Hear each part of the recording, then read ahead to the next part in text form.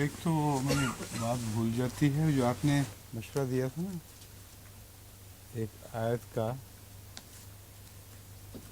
وہ میں نے دیکھا پڑھ کے تو بالکل ٹھیک ہے، وہی صحیح یاد آ گیا آپ کو؟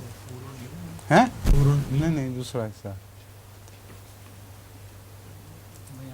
ہیں؟ بیان کا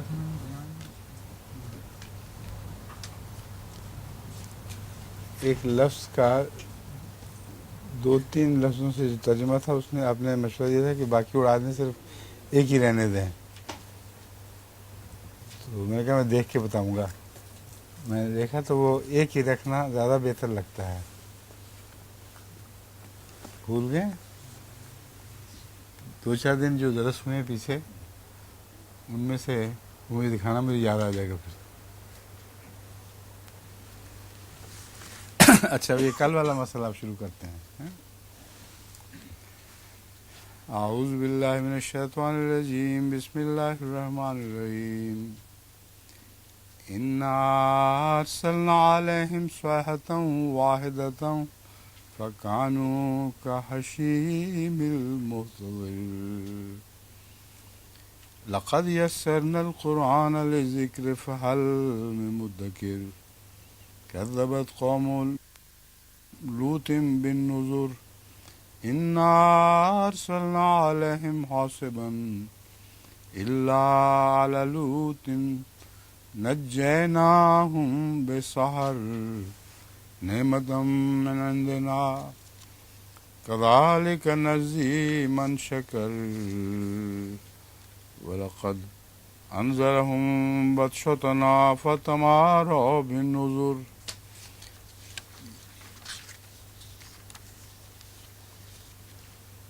اس حصے کا پہلے تلاوت ہو بھی چکی ہے.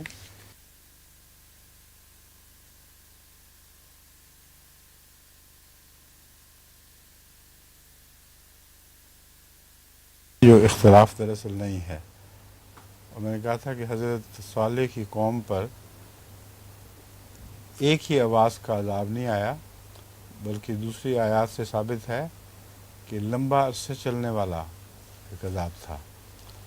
اس پر آپ لوگوں کو یاد نہیں آ رہا تھا کہ کیسے ہو سکتا ہے. ہر جگہ تو ایک ہی آواز کا ذکر ہے. تو جو میرے ذہن میں آیات تھیں وہ میں نے وہ تلاش کر کے، تو ان کے وقت نہیں تھا چونکہ آج زیادہ ہمارے پاس، اس لیے میرے ذہن میں تو ساری آیات حاضر ہیں. اور آپ کو میں سمجھانا چاہتا ہوں کہ اختلاف کیوں نظر آیا ہے مجھے، اور قرآن سے ثابت ہے کہ صیحۃ واحدہ کا وہ مفہوم درست نہیں جو عام طور پر لیا جاتا ہے کہ گویا ایک ہی اونچی آواز آئی اور سب تباہ و برباد ہو گئے.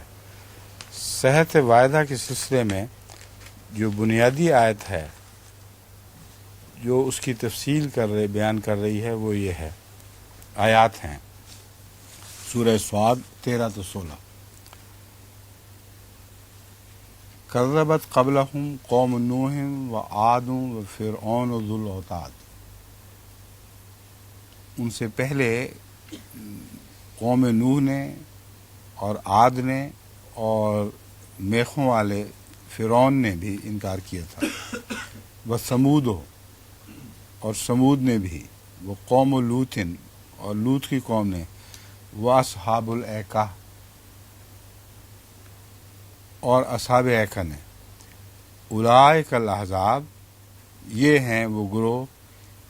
ان کل الا کذب الرسل فحق عقاب، ان میں سے ہر ایک وہ تھا جس نے اپنے رسولوں کا انکار کر دیا، بس ان پر عذاب صادق آ گیا. وما ينظر هؤلاء الا صیحۃ واحدۃ وما لها من فواق. یہ سارے کے سارے جن کا ذکر گزرا ہے وہ صیحۃ واحدہ کا انتظار کر رہے تھے. تو صیحۃ واحدہ کے اندر اب دیکھ لیں کون کون سے عذاب آ گئے. قوم نوح پر جو طوفان آیا ہے، آسمان سے برسا اور زمین نے پانی اگلا، یہ سارا بھی صیحۃ واحدہ ہے. اس کی مرکزی تعریف جو قرآن کریم میں فرمائی گئی ہے وہ ہے ما لہا من فواق. جب تک اس کو نہیں سمجھیں گے صحت واحدہ کا مضمون سمجھ نہیں آ سکتا، اور یہی خیال دل میں رہے گا کہ گویا ایک اونچی آواز اور آنن فانن تمام ہو گیا. ایک ایسا عذاب جس کے درمیان کوئی مہلت نہ ملے، کوئی وقفہ نہ آئے، وہ چلتا رہے یہاں تک کہ کام تمام نہ کر دے. یہ تعریف ہے صحت واحدہ کی.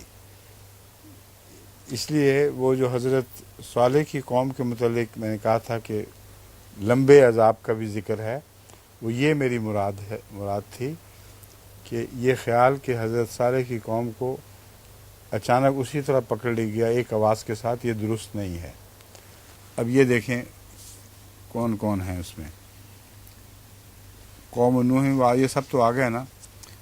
اس میں دیکھیں آپ عجیب ذکر ہے کہ نوح کو سیلاب آیا، اور قوم عاد کا بھی ذکر ہے اسی صحت واحدہ میں، اور فرعون کا بھی، جس کے متعلق آپ کو پتہ ہے کہ وہ صحت واحدہ ان معنوں میں نہیں تھی جن معنوں میں سمجھی جاتی ہے.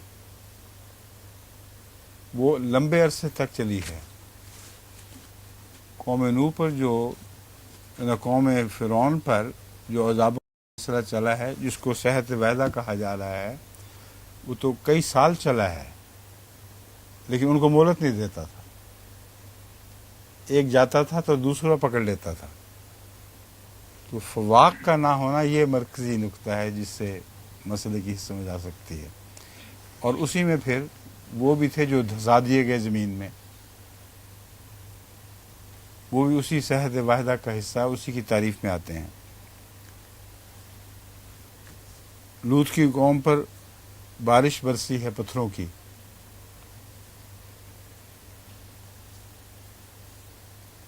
وَمَا يَنظُرُ إِلَّا هَؤُلَاءِ إِلَّا صَيْحَةٌ وَاحِدَةٌ مَا لَهَا مِنْ فَوَاقٍ. یہ میں دوبارہ پڑھ رہا ہوں. اب میں آپ کو اس استنباط کے تعلق میں اور چند باتیں سنانی چاہتا ہوں.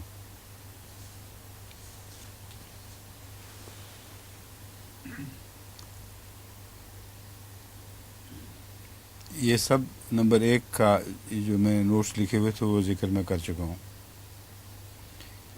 صحت واحدہ کے نتیجے میں ان بستیوں کا بھی قرآن کریم میں ذکر ہے جو زلزلوں سے زمین میں دفنا دی گئیں، اور بڑی بڑی شاہراہوں پر وہ عبرت کا نشان بنا کر مدفون کر دی گئیں.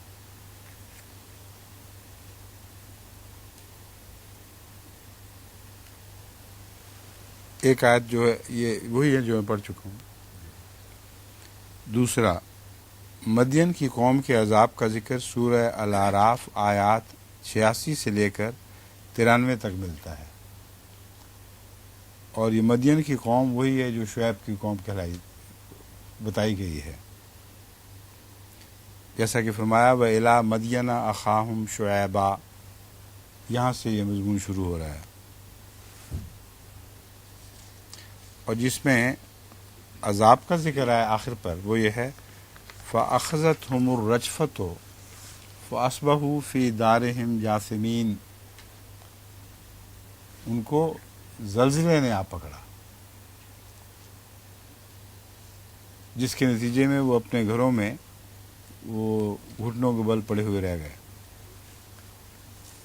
حضرت لوط اور اصحاب الایکہ دونوں کے ذکر میں قدر مشترک یہی ہے کہ خطرناک زلزلے نے ان کی بستیوں کو تہوبالا کر دیا. عالیہا سافلہا، سورہ الحجر آیات 74-80. حضرت شعیب کی مدین کی قوم کو اصحاب الایکہ بھی کہا گیا ہے. دیکھیے سورہ الشعراء آیات 177 و 190. بس اصحاب الایکہ مدین کا ہی ایک حصہ تھے.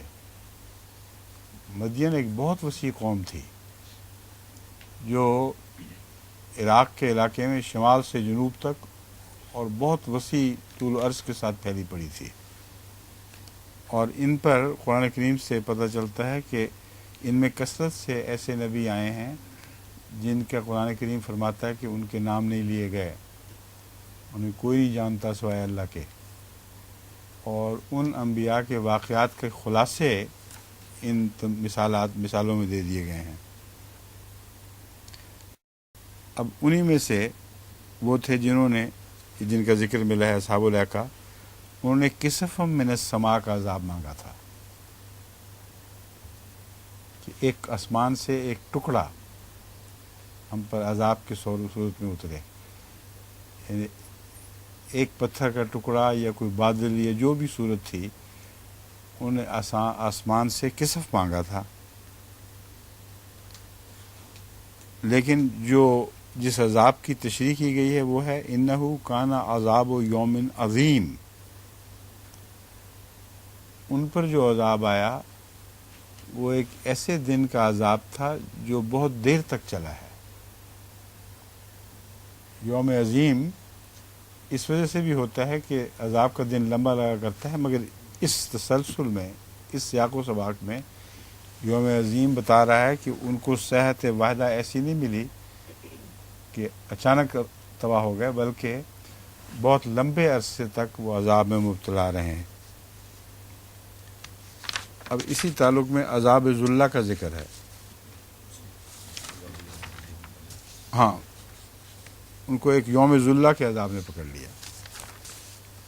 اب رجفہ، یوم ذلہ، آسمان سے اترنا، زمین میں دسایا جانا، ان کی تشریح کیا ہے؟ تشریح یہ ہے کہ حقیقت میں جب زلازل آتے ہیں بڑے بڑے تو آتش فشاں پہاڑ پھوٹتے ہیں اور ان کے دھوئیں سے ایک یوم ذلہ چھا جاتا ہے، اور اسی کے نتیجے میں کسف من السماء ایک قسم کا پتھر برستا ہے ان پر، اور وہ پتھروں کا برساؤ جو آتش فشاں پہاڑ کے ٹکڑے اڑ کے لوگوں پر گرتے ہیں وہ بستیوں کو ملیا میٹ کر دیا کرتے ہیں۔ اور پھر اس کے بعد جو زلزلوں کی تاریخیں ہیں ان سے ثابت ہے کہ پھر ایک ایسا خوفناک جھٹکا بھی آتا ہے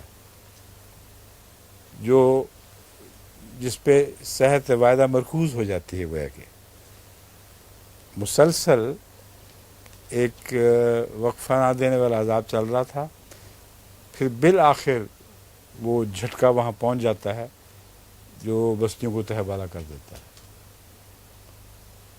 بس پتھروں کا اوپر سے اترنا تہہ و بالا کرنے کے لیے کافی نہیں،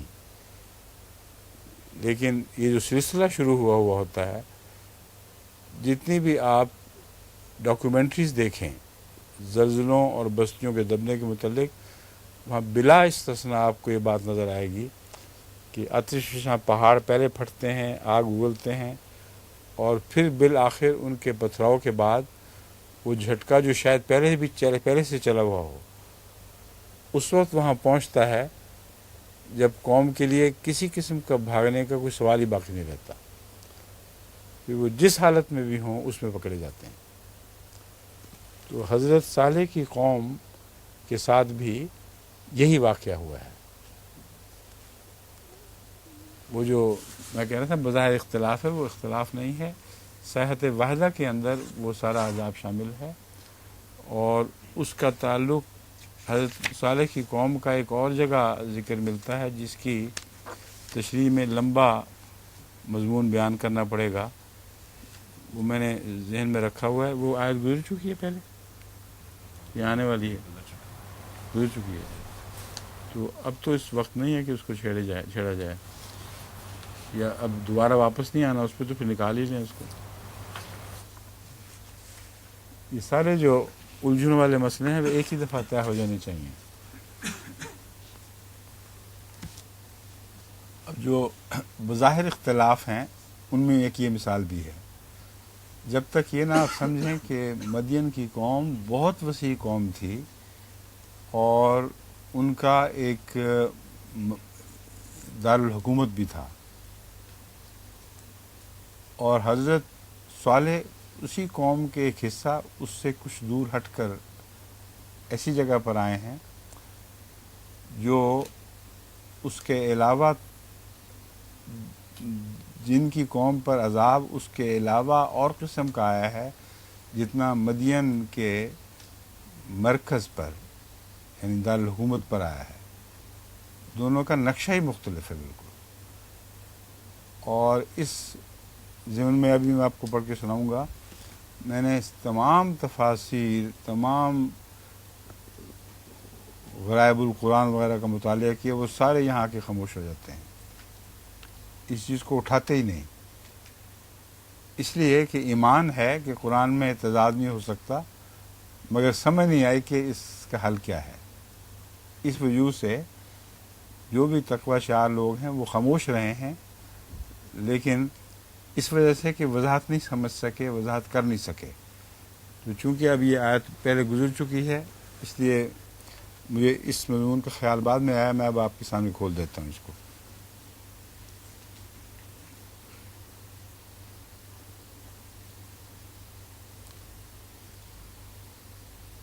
وَلَقَدْ أَرْسَلْنَا إِلَىٰ ثَمُودَ أَخَاهُمْ صَالِحًا. ذکر کس کا چل رہا ہے؟ حضرت صالح کا. أَنِ اعْبُدُوا اللَّهَ فَإِذَا هُمْ فَرِيقَانِ يَخْتَصِمُونَ.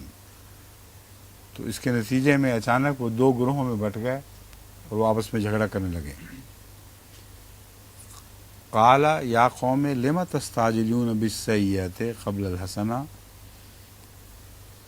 حضرت صالح نے فرمایا، اے میری قوم، تم بدی کی کیوں جلدی کرتے ہو نیکی کی بجائے؟ قبل الحسن، نیکی سے پہلے بدی کیوں چاہتے ہو؟ کیونکہ بدی کے بعد پھر نیکی آیا نہیں کرتی. تو جو برا سلوک ہے اس کو اگر تم نے اپنے اچھے سلوک کی راہ میں حائل کیا، اس کو پہلے مانگا، تو پھر وہ اچھا سلوک آئے گا ہی نہیں. اچھا سلوک مانگو جس کے بعد پھر بدی نہیں آئے گی. یہ مضمون ہے جو تفسیری اس میں شامل ہے. قالوا طیرنا بک وبمعک. انہوں نے کہا ہم برا شگون لیتے ہیں تجھ سے اور ان سے جو تیرے ساتھ ہیں. حضرت صالح نے فرمایا، طائرکم عند اللہ بل انتم قوم تفتنون. تمہارا بدشگون تو خود تمہارے پاس ہی ہے اور تم ایک ایسی قوم ہو جو آزمائش میں مبتلا کیے جا رہے ہو. اب سنیں، وَكَانَ فِي الْمَدِينَةِ تِسْعَةُ رَهْطٍ يُفْسِدُونَ فِي الْأَرْضِ وَلَا يُصْلِحُونَ. اب کیا اسی مدینے کی بات ہو رہی ہے جس مدینے پر یہ عذاب آیا؟ وہاں فسادی کون ہے وہاں؟ اور وہ 9 فسادی لوگ کون تھے؟ یہ وہ جگہ ہے جہاں جا کے آپ کو خاموشی دکھائی دے گی. وہ جو تصویر کشی ہے جو میرے ذہن میں قرآن کریم کے مطالعے سے ظاہر ہوئی ہے، اس کی روح سے مدین ایک بہت بڑی قوم تھی. حضرت صالح کی قوم کا جہاں آباد تھی وہ دارالحکومت نہیں تھا. اب اسی قوم کے دارالحکومت کا ذکر شروع ہو گیا ہے، کیونکہ یہ ذکر حضرت صالح کی قوم سے بالکل مختلف ذکر ہے. سمائیں. سمجھ نہیں سکا. ایک بات میرے ذہن میں آ رہی تھی کہ مدین کے ذکر میں تو حضرت شعیب کا ذکر ملتا ہے، وَإِلَىٰ مَدْيَنَ أَخَاهُمْ شُعَيْبًا. ٹھیک ہے، تو حضرت صالح ان کے ساتھ ہی تھے کوئی نبی؟ نہیں، الگ الگ وقتوں میں آئے ہیں. یہ تو آپ بتاؤ، ان کا زمانہ بہت پھیلا پڑا ہے. الگ الگ وقتوں میں آئے ہیں، قوم کے الگ الگ حصوں پہ آئے ہیں، اور ان سب حصوں کی تفصیل کا خلاصہ ان آیات میں ہے جو میں بیان کر چکا ہوں پہلے. یہاں میں اور بات بیان کر رہا ہوں، اس پر غور کریں کہ ذکر تو حضرت صالح کا چل رہا ہے. حضرت صالح کے ذکر میں تلاش کر لیں ہر جگہ، کہیں بھی کسی نو مفسد لوگوں کا ذکر نہیں ملتا. یہ ملتا ہے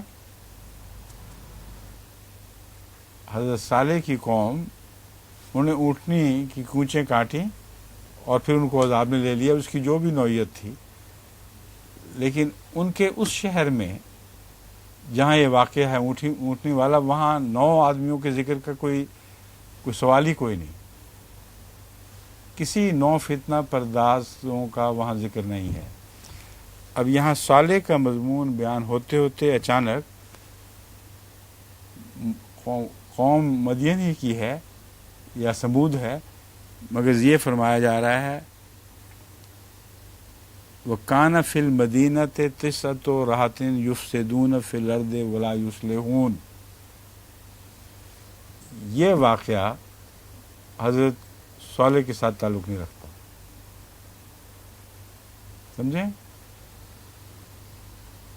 اور وہ کون 9 تھے اور ان کا کیا طریقہ تھا، اور جس طریقے پر انہوں نے کہا ہے کہ ہم قتل کریں گے، وہ حضرت صالح ہو ہی نہیں سکتے وہاں، اور کوئی نبی ہیں. سمجھ گئے ہیں بات کو؟ اب میں اور کھولتا ہوں. فی الارض ولا یصلحون، مرکز میں 9 تھے. اور یہ بھی بڑی دلچسپ بات ہے کہ پاکستان کے مرکز میں بھی 9 ملا اکٹھے ہوئے تھے، اور انہوں نے بھی ایک فتنہ برپا کیا تھا، اور وہ کسی طرح اسلام کرنے کی نہیں کرتے تھے، بلکہ فساد پہ تلے ہوئے بیٹھے تھے. تو یہ اشارے جو ہیں، یہ قرآن کریم اس طرح کرتا چلا جاتا ہے کہ ماضی کے واقعات جو مستقبل میں دہرائے جانے والے ہیں اس کی طرف اشارہ ہو جاتا ہے. بین ہی اس طرح دہرائے جائیں یا نہ، یہ الگ مسئلہ ہے، لیکن اشارہ ضرور ان کی طرف پایا جاتا ہے.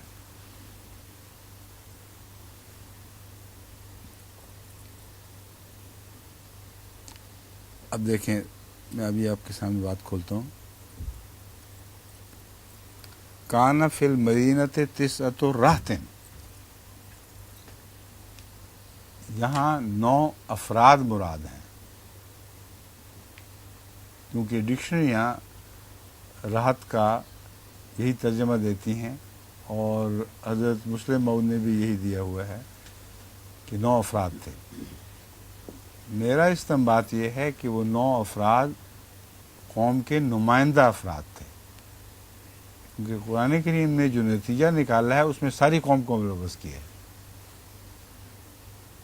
اس لیے 9 گنتی کے 9 ہونے کے باوجود وہ 9 نہیں تھے، بلکہ تمام مفسد فرقوں کے نمائندہ تھے. اب یہ بات آگے قرآن کریم خود کھول دے گا. قالوا تقاسموا باللہ لنبیتنہ واہلہ ثم لیقولن لولیہ ما شہدنا مہلک اہلہ وانا لصادقون. اب یہ تو حضرت صالح کی قوم سے واقعہ نہیں گزرا. امر واقعہ یہ ہے کہ اس وقت جو پہلا فساد ہوا تھا برپا پاکستان میں بھی، جس کا آغاز اسلام آباد سے ہوا تھا، اس میں ان کا یہ فیصلہ تھا، یہ نیت تھی کہ وہ مجھے وہیں قتل کر دیں گے، اور ولیہ سے مراد یہ ہے جماعت. ان کو یہ کہیں گے کہ ہمیں تو نہیں پتہ کس نے کیا. یہی وجہ تھی کہ اس وقت کے ڈپٹی کمشنر نے مجھے فوری پیغام بھجوایا تھا کہ مجھ سے وجہ نہ پوچھیں، کیونکہ اس کو حکومت کا ایک راز معلوم ہو گیا تھا، جس کے نتیجے میں وہ نیک انسان تھا، متنبع کرنا چاہتا تھا، مگر مجھے وجہ پوچھنے کی اجازت نہیں دی. وجہ نہ پوچھیں، لیکن فوری طور پر یہاں سے نکل جائیں. اور بعد میں جو ہمارے نمائندوں نے وہاں رپورٹ دی، اس میں میجر شاہ محمود بھی تھے اس زمانے میں، پتہ چلا کہ بڑے بڑے جتھے آئے ہوئے تھے، ان 9 ٹیلوں کے جتھے، ٹولوں کے جتھے. اس میں پٹھان بھی شامل تھے، دوسرے بھی شامل تھے، اور ارادہ یہ تھا کہ وہ اچانک حملہ کر کے تو مجھے ڈسٹروائے کر دیں گے. اور اس میں بہت بڑا فتنہ تھا، میری ذات کا سوال نہیں تھا، بلکہ یہ اس وقت کے ڈکٹیٹر ضیاء کا یہ منصوبہ تھا کہ اس طرح جماعت افراتفری میں مبتلا ہو جائے گی. جماعت کو جڑوں سے اکھیڑ دینے کا منصوبہ تھا، اور اللہ نے اس طرح مدد فرمائی کہ ایک آدمی کے ذریعے پیغام بھجوا دیا. چنانچہ ہم نے مشورہ کیا، میں نے کہا یہ مجھے تو کوئی ایسی بات نظر نہیں آ رہی بظاہر، لیکن چونکہ انہوں نے کہا ہے اور یہ ہمدردی کا پیغام ہے، ہمیں ابھی نکل جانا چاہیے. چنانچہ جب ہم نکل کے گئے ہیں تو پیچھے سے وہاں شور پڑ گیا کہ وہ تو غائب ہے. کئی پوچھنے والے وہ کوٹھی جو تھی وہاں آیا کرتے تھے، تو میجر صاحب کو بھی یہ سارا واقعہ یاد ہے. اس لیے میں آپ کو سمجھا رہا ہوں کہ قرآن کریم میں جو ذکر ملتے ہیں ان کو غور سے دیکھنا چاہیے کہ یہ ذکر کیوں ہے، اور اچانک صالح کی قوم کے بعد ایک اور ذکر کیوں چل پڑا ہے. المدینہ میرے نزدیک مرکزی مقام کو کہتے ہیں، اور اسی میں اس کی کنجی ہے. المدینہ دارالحکومت کو کہتے ہیں. بس اس کا ترجمہ یہ بنے گا کان فی المدینہ تسعۃ، اس کے دارالحکومت میں، مدین قوم کے دارالحکومت میں یہ ٹولہ تھا 9 کا، اور انہوں نے یہ اسکیم بنائی تھی. وَمَكَرُوا مَكْرًا وَمَكَرْنَا مَكْرًا،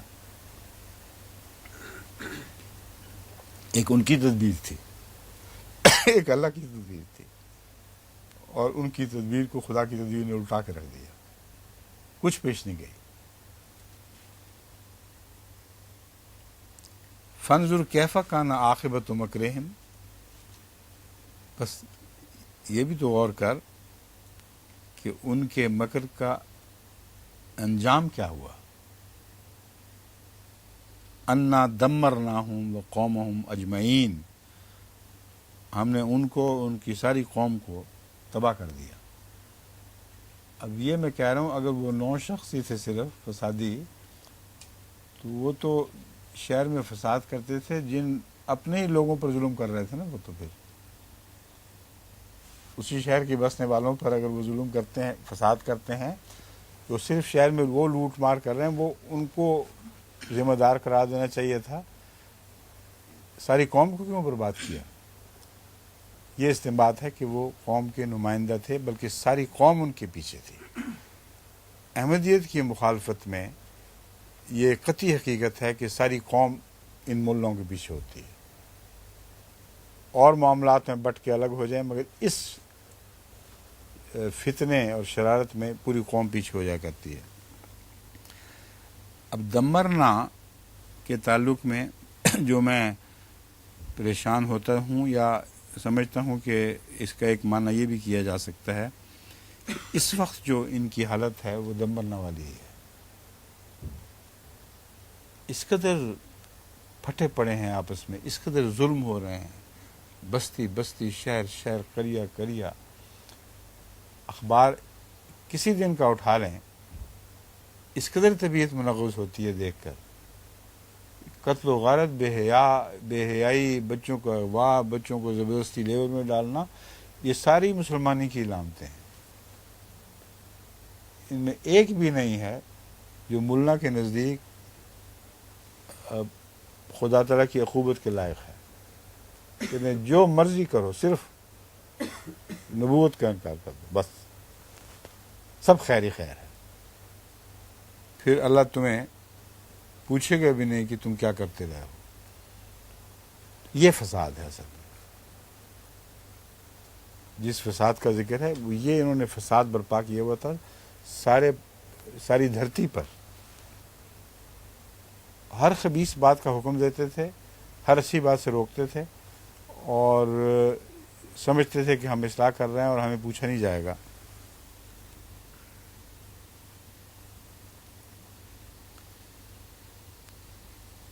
آگے جو ہے حصہ وہ ہے جو ڈر والا حصہ ہے.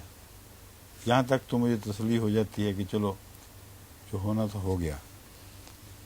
آگے ہے فَتِلْكَ بُيُوتُهُمْ خَاوِيَةً بِمَا ظَلَمُوا إِنَّ فِي ذَلِكَ لَآيَةً لِقَوْمٍ يَعْلَمُونَ.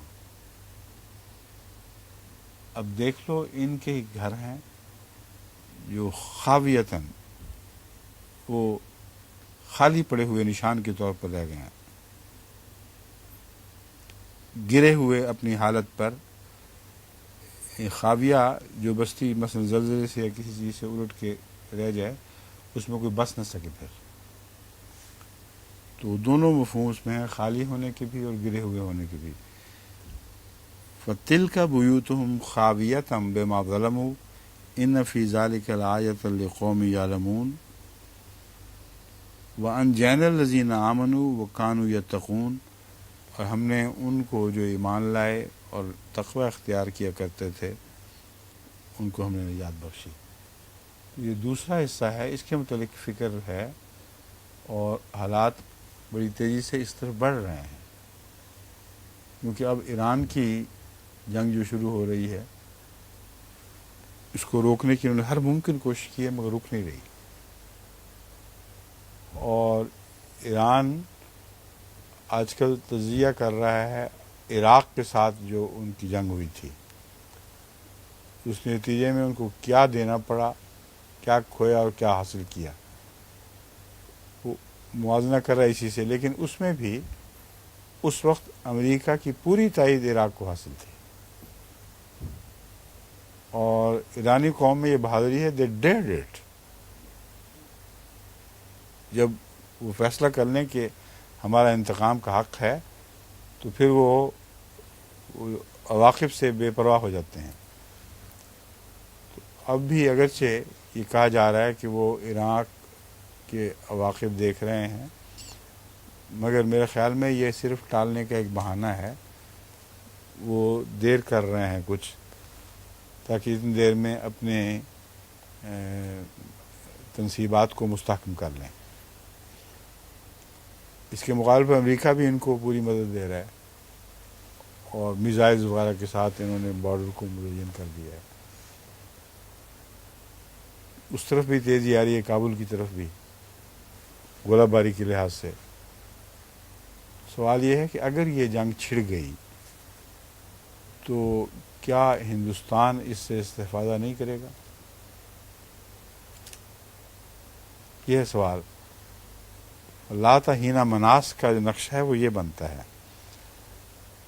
اگر یہ جنگ چھڑ جائے تو ناممکن ہے کہ ہندوستان اس سے استفادہ نہ کرے، اور اگر ہندوستان الجھا لے پاکستان کو تو طالبان کی براہ راست سرپرستی وہ کر ہی نہیں سکتے. پھر وہ جو مسلمان ریاستیں ہیں وہ کھل کے مسعود کی اور دوسری وہ کھل کر حملہ کر کے تو طالبان کو ہر طرف سے گھیر سکتے ہیں، اور ان پر بھی وہی حاسبہ آنی چاہیے ان کے حالات کے نتیجے میں، اور لگتا ہے وہی آگے آئے گی. تو فکر یہ ہے کہ اگر پاکستان اس جنگ میں ملوث نہ بھی ہو، جیسا کہ اس نے فیصلہ کر لیا ہم پیچھے ہٹ جائیں گے، تو ہندوستان جب استفادہ کرے گا تو کیا یہ جنگ چھڑ کر ایٹمی جنگ میں تبدیل ہو سکتی ہے کہ نہیں؟ اگر ایٹمی جنگ میں تبدیل ہو جائے تو پھر بہت سی بستیاں ہیں جو خاویہ ہو جائیں گی، بہت سے شہر ہیں جو خاویہ ہو جائیں گے. لیکن اس صورت میں پھر احمدیوں کے بچنے کی جو پیش گوئی ہے اس میں گزشتہ کے حوالے سے، وہ اب غور کرنا چاہیے تاریخ پر کہ کس طرح اللہ تعالیٰ نے اپنے مومن بندوں کو نکالا تھا. وارننگ جو دی گئی اس کے نتیجے میں ایک تو یہ امکان ہے کہ بڑے بڑے شہروں کو چھوڑ کر اس وقت جب کہ آثار ظاہر ہو چکے ہوں پورے پہلے ہی سے دوسرا انتظام ہو، جن بستیوں کی طرف منتقل ہونے کے لیے ان کے پاس پہلے سے ساز و سامان موجود ہو، اور یہ ممکن ہے، ایسی پلاننگ کرنا این ممکن ہے، احمدیوں کے لیے ممکن ہے، سب کے لیے ناممکن ہے۔ احمدیوں کی تنظیم اور ہے، ان کی تعداد نسبتاً کم ہے، ان میں بھائی چارہ ہمدردی ہے، ایک دوسرے کی خاطر قربانی کر سکتے ہیں، تو بیشتر اس کے کہ افراتفری کا عالم ہو، افراتفری کے احتمال کے پیش نظر منصوبہ بننا ضروری ہے، اور یہ لوگ مل کر وہ منصوبہ بنا ہی نہیں سکتے، جو مزید زور مار لیں ناممکن ہے ان کے لیے۔ بس اسی حوالے سے میں چاہتا ہوں کہ جماعت پاکستان، یہ کھلی بات ہے، اس میں کوئی چھپانے کی بات نہیں، اس احتمال کو پیش نظر ضرور رکھ لیں، جس احتمال کو خود ان کے دانشور بھی رول آؤٹ نہیں کرتے، اور بار بار جو پیغام بھیجا جا رہا ہے حکومت پاکستان کی طرف سے ایران کو، اس میں ایک بات داخل ہے کہ یہ جنگ فلیئر اپ کر کے ایٹمی جنگ میں تبدیل ہو سکتی ہے، اور یہی پیغام امریکہ نے بھیجا ہے ایران کو سمجھانے کے لیے اپنی طرف سے، حالانکہ طالبان کو سمجھانا چاہیے تھا کہ یہی جنگ اگر شروع ہو گئی تو یہ نہ سمجھنا کہ یہ یہاں محدود رہے گی، یہ ایٹمی جنگ میں تبدیل ہو سکتی ہے۔ وہ ایٹمی جنگ جو ہے وہ طالبان کے بس میں نہیں ہے، وہ ہندوستان اور پاکستان کے بس میں ہے۔ تو اس وجہ سے میں ملا رہا ہوں کہ ہندوستان کے لیے دو قسم کے امکانات ہیں، یا تو یہ کہ ہندوستان کا دباؤ اتنا بڑھ جائے کہ پاکستان مجبور ہو جائے ایٹمی جنگ پر، اس خیال سے کہ ان کے زیادہ بڑے بڑے شہر برباد ہو جائیں گے، اس کی نشانہ ان کا کر لیا گیا ہو۔ لیکن دوسرا امکان یہ ہے کہ پاکستانی فوج زیادہ جرأت اور بے باک بہادری کا مظاہرہ کرے اور ہندوستان پر دباؤ بڑھ جائے، اور ہندوستان کے پاس جو کشمیر رہ گیا وہ بھی خالی کرنا پڑے۔ اگر یہ ہوا تو پھر ہندوستان بالکل تردد نہیں کرے گا کہ پاکستان کے اوپر ایٹمی حملہ کر دے، اس کے متعلق وہ پہلے اشارہ کر چکے ہیں۔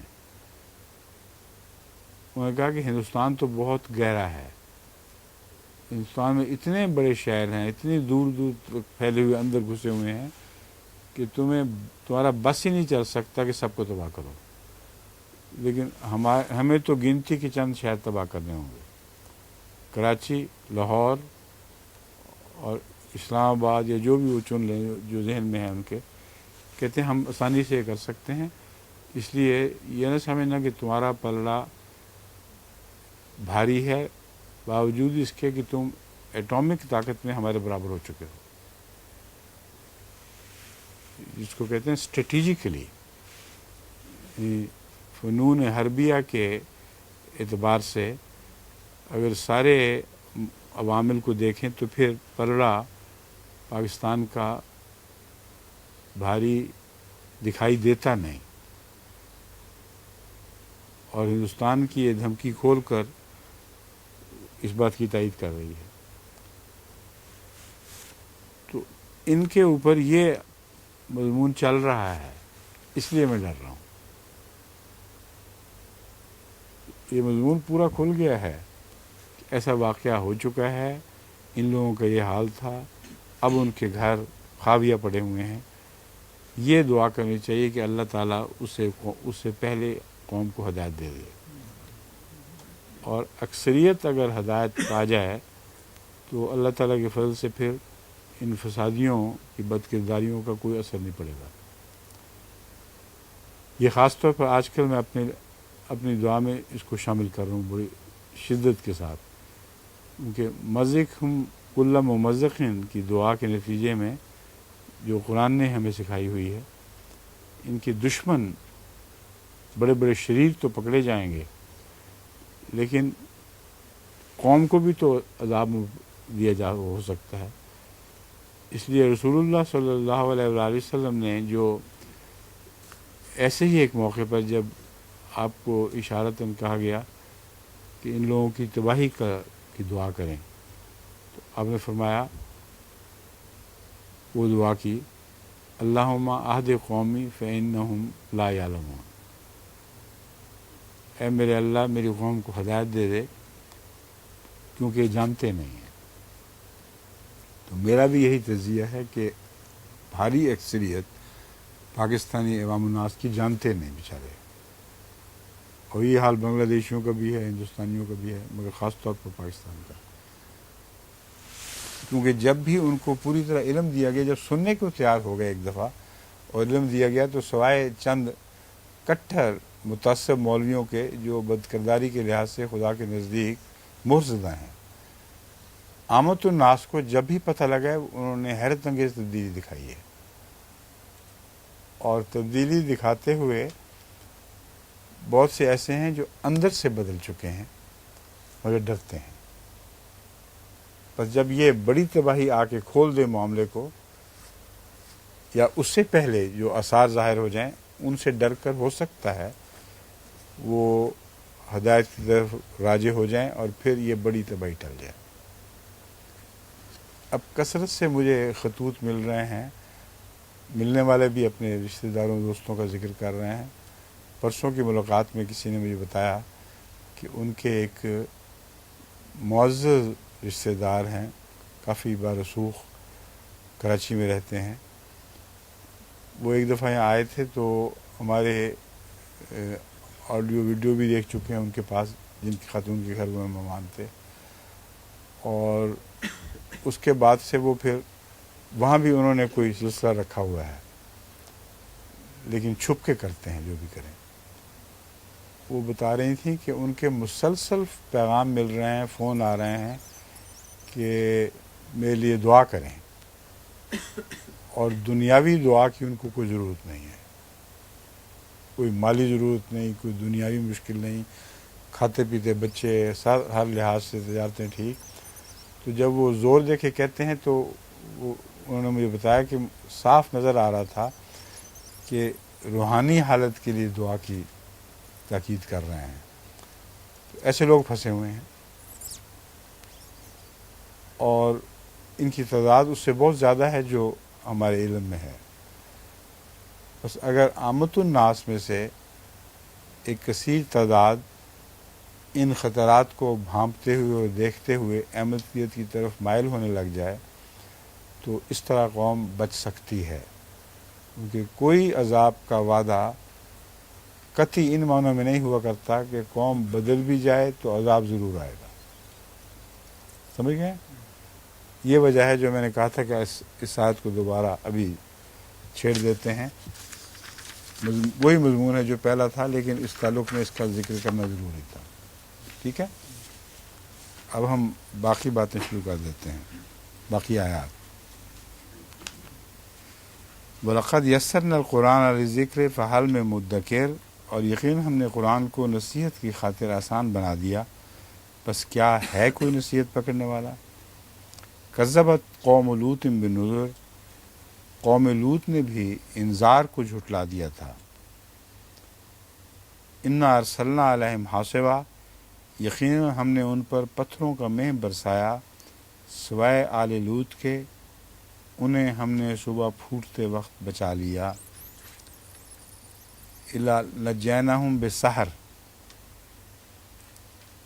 सुबह फूटते वक्त ही बचाया गया है ना, तो सहर के मज़मून में वो सारा अरसा सैर शामिल है। नेमतम मिन देना, अपनी जनात से एक नेमत के तौर पर।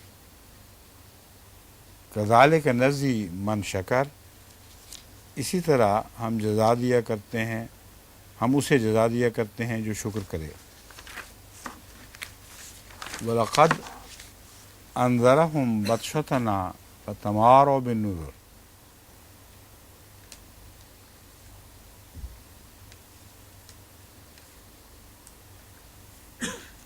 اور اس نے بھی ان کو ہماری پکڑ سے ڈرایا تھا. یہاں اس سے کیا مراد ہے؟ حضرت لوط. یعنی بن نظر تو انذار ہے نا، مگر وہاں ڈرانے والوں کا ذکر نہیں، کیونکہ سارے مختلف ڈرانے والے نہیں آئے تھے. ڈرانے والا ایک ہی آیا تھا، یعنی حضرت لوط. تو پہلے انذار کا ذکر ہے، پھر اس ڈرانے والے کا ذکر اب آ رہا ہے. یعنی ترتیب بظاہر آگے پیچھے ہے مگر ہے نہیں. پہلے انذار کو انہوں نے نہیں سمجھا، نہیں قبول کیا، تباہ ہو گیا. وہ انذار کیسے دیا گیا تھا، یہ پہلے چونکہ نبیوں کا ذکر چلتا چلا آ رہا ہے، اس لیے اب حضرت لوط کا ذکر یہاں چڑھا گیا ہے. وَلَقَدْ أَنذَرَهُمْ بَطْشَتُنَا فَتَمَارَوْا بِالنُّذُرِ. پس اس نے یعنی لوط نے ان کو ہماری پکڑ سے ڈرایا تھا، پھر بھی وہ انذار کے بارے میں متردد رہے. یہاں نذر و المفردات نے اس موقع پر نذر کا معنی متفرق نظیر نہیں بلکہ انذار ہی کیا گیا ہے، انذار ہی لیا ہے. وَلَقَدْ رَاوَدُوهُ عَنْ ضَيْفِهِ فَطَمَسْنَا أَعْيُنَهُمْ فَذُوقُوا عَذَابِي وَنُذُرِ. اور انہوں نے اپنے مہمانوں سے متعلق اسے اپنے مہمانوں سے متعلق پھسلانا چاہا، یعنی ان کی حفاظت سے باز رکھنے کے لیے پھسلانا چاہا، ان کے دفاع سے باز رکھنے کے لیے پھسلانا چاہا. فَطَمَسْنَا أَعْيُنَهُمْ. تو ہم نے ان کی آنکھیں بے نور کر دیں. بس میرا عذاب اور میرے ڈرانے کا مزہ چکھو. آنکھیں بے نور کر دی سے کیا مراد ہے؟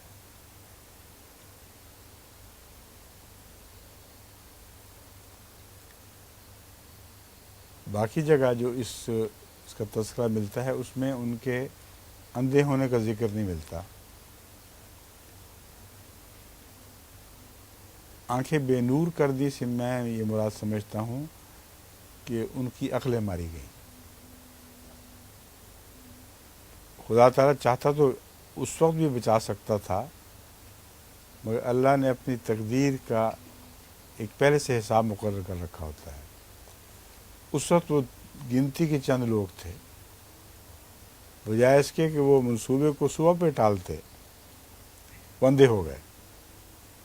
اور اس یقین سے اندھے ہوئے کہ جا کہاں سکتے ہیں. چونکہ یقین حاصل تھا کہ یہ ہمارے نرغے میں ہے، ہمارے قبضے میں ہے، اس لیے فرمایا تمسنا أعْيُنَهُمْ.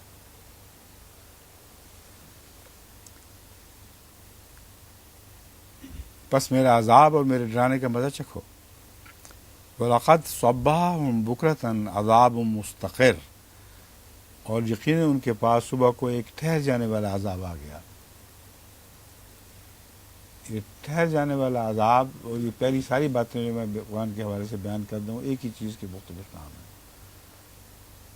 عذاب پھر توقف نہیں کیا کرتا، ٹھہر جاتا ہے جب تک کہ اس کے مقاصد پورے نہ ہو جائیں. ذوقوا عذابی و نذر. بس میرا عذاب اور میرے ڈرانے کا مزہ چکھو. وَلَقَدْ يَسَّرْنَا الْقُرْآنَ لِلذِّكْرِ فَهَلْ مِن مُدَّكِرٍ. اور یقیناً ہم نے قرآن کو نصیحت کی خاطر آسان بنا دیا، بس کیا ہے کوئی نصیحت پکڑنے والا. وَلَقَدْ جَاءَ آلَ فِرْعَوْنَ النُّذُرُ. اور یقیناً آل فرعون کے پاس بھی ڈرانے والے آئے.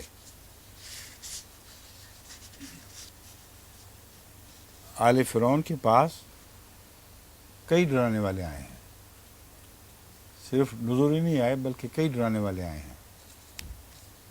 حضرت موسیٰ، حضرت ہارون، اور پھر وہ نبی جس کا ذکر نام نہیں لیا گیا.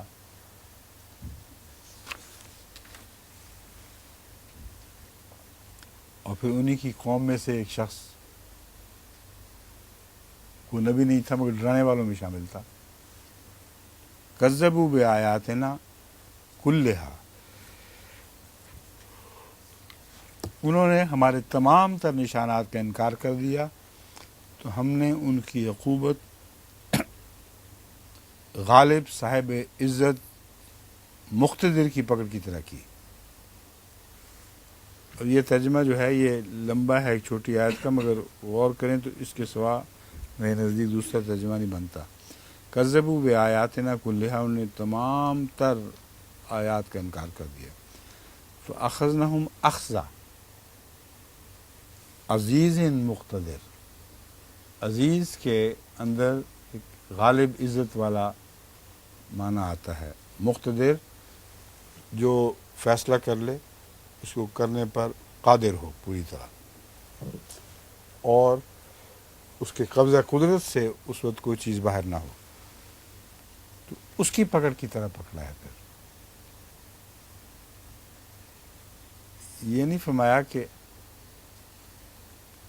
اسے پکڑ لیا اللہ نے، ہم نے پکڑ لیا ایک ایسی پکڑ کے ساتھ، ایسی شان کے ساتھ جو عزیز مقتدر کی پکڑ کی شان ہونی چاہیے. اکفارکم خیر من اولئکم، کیا تمہارے زمانے کے کفار ان سے جو تم جیسے ہی تھے بہتر ہیں، یا تمہارے لیے صحیفوں میں بریت کی کوئی ضمانت ہے؟ اب اس کا جو آیت کا ٹیکسٹ ہے اس کے ساتھ اس کو ملا کے میں بتاتا ہوں. اکفارکم خیر من اولئکم، کیا تمہارے کفار تمہارے ان جیسوں سے بہتر ہیں؟ اولئکم کیا ہوا پھر؟ تمہارے ان جیسوں میں پچھلے زمانے کے سارے کفار آ گئے ہیں.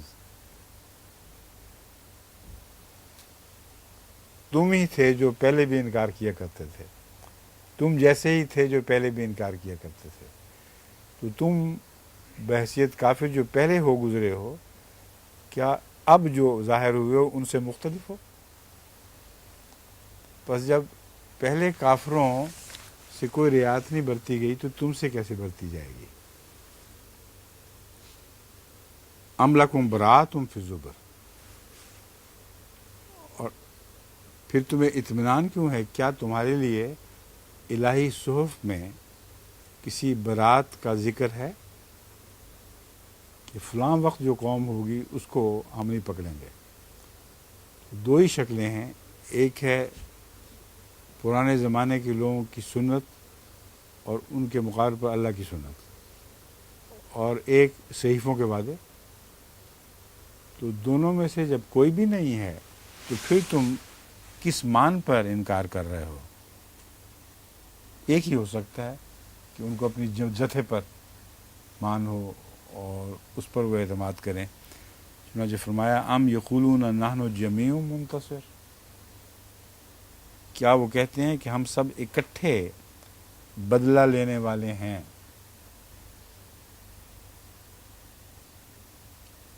اکٹھے بدلہ لینے والے سے کیا مراد ہے؟ یہاں چونکہ جنگ احزاب کے واقعہ کے ساتھ اس پرانے واقعہ کو ملانا تھا، اس لیے جمیع منتصر میں وہ دراصل جیسا کہ قریش مکہ نے ان لوگوں کو بتایا تھا جو ان کو بدر کے موقع پر سزا ملی تھی، اور پھر احد کے وقت جو وعدہ کر کے گئے تھے کہ ہم اس کا بدلہ لینے آئیں گے. ان دونوں بدلوں کا ذکر ہے، اور وہ اپنی طرف سے تمام ارد گرد سے جتھوں کو بدلے کی خاطر اکٹھا کر کے لائے تھے، اور وہ کہہ رہے تھے ہم جمیع ہیں، اس معاملے میں ایک مجتمع ہو چکے ہیں اور ہم بدلہ لیں گے. سیہزم الجمع ویولون الدبر. اب یہ مستقبل کی زبان میں پیشگوئی کی جا رہی ہے جو ماضی پر بھی چسپاں ہو رہی ہے اور مستقبل پر بھی چسپاں ہو رہی ہے. تو فرمایا تمہارے کفار پہلوں سے بہتر ہیں، ان کو نہ زبر کی ضمانت تھی، نہ گزشتہ لوگوں کی سنت سے ان کو اطمینان ہو سکتا تھا. ایک ہی بات وہ کہہ سکتے تھے کہ ہم اکٹھے ہیں. اور اکٹھا کرنے والوں کے متعلق فرمایا सयुहज़म उल-जम व युवल्लून दुबर, और तमाम मुफस्सिरीन इस बात पर मुत्तफ़िक़ हैं कि ये आयत करीमा जो गरचे बहुत पहले नाजिल की गई, लेकिन ये जंग अहज़ाब के ऊपर चस्पा होने वाली आयत है। बल सात व मौइदुहुम व सात व अदहा व अमर, बल्कि उनसे इनकलाब की घड़ी का वादा किया गया है और वो घड़ी बहुत सख्त और बहुत कड़वी होगी। अब ये भी अल्लाह ताला की तरफ से एक ख़ास निशान है जो इसी मज़मून के ताल्लुक़ में मुझे भी दिखाया गया। जब अभी भुट्टो के और उसकी पार्टी और इन जैसे लोगों की पकड़ का कोई सामान नज़र नहीं आ रहा था, उस वक्त रात को मेरी आँख खुली है जो मैं बिस्तर से यानी इसकी शिद्दत से इस मज़मून के उछल भी रहा था। और ये वाक़या दो तरह हो चुका है। बल सात व मौइदुहुम व सात व अदहा व अमर, कि सात उनका मौदा है और वो बहुत कड़वी होगी। बस जिस तरह भुट्टो का अंजाम हुआ, बहुत कड़वा अंजाम था, इतना कि वो बयान नहीं किया जा सकता कि कितना कड़वा था। और अब उसको ये लोग टालते हैं, उसको शहीद कहें, जो मर्ज़ी कहें, लेकिन इससे इनकार नहीं कि उस ज़माने में सबसे बड़ा जो इनका हीरो था, जिससे सारा आगाज़ हुआ है, उसकी सबसे ज़्यादा कड़वी पकड़ हुई है। जिस शिद्दत के अज़ाब में मुब्तला करके आहिस्ता आहिस्ता मारा गया है, और एक अहमदी जो सुपरिटेंडेंट जेल था उसी पर एतबार कर रहा है, और किसी को हाथ नहीं लगाने देता था, खाना भी उसी के हाथ का खाता था, वही साथ गया है। फंदा भी उसके सामने गालिब उसने डाला या उसके साथ सामने डाला गया, और ये इसलिए कि वो सारी तारीख़ महफूज होकर हम तक पहुंच जाए। तो सरे दस्त इस पे ख़त्म करते हैं, बाकी इंशाअल्लाह आगे ले लें।